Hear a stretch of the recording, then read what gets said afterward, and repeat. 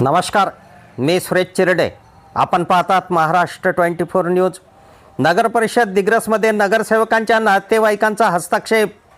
शिवसेना उद्धव बाळासाहेब ठाकरे पक्षाचे शहर प्रमुख राहुल देशपांडे जिल्हाधिकारी यांच्याकडे तक्रार करणार. दिग्रस नगर परिषदमध्ये अध्यक्ष व 25 नगरसेवक निवडून आले खरे, परंतु काही नगरसेवकांचे नातेवाईक स्वतःला नगरसेवक समजून नगर परिषदेच्या कामकाजात हस्तक्षेप करून नगरसेवकाचा अधिकार गाजवीत असल्याने शिवसेना उद्धव बाळासाहेब ठाकरे पक्षाचे शहर प्रमुख राहुल देशपांडे हे जिल्हाधिकारी यांच्याकडे तक्रार करणार आहेत.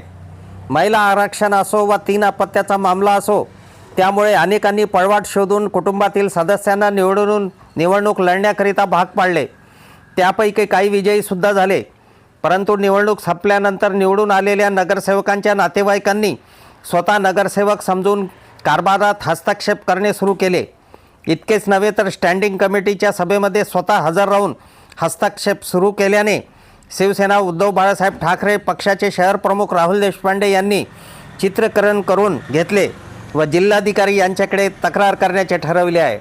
आमच्या पुढील बातम्याचे अपडेट पाहण्याकरिता आत्ताच आमच्या चॅनलला सबस्क्राईब करा व बेल आयकॉनवरती क्लिक करा. धन्यवाद.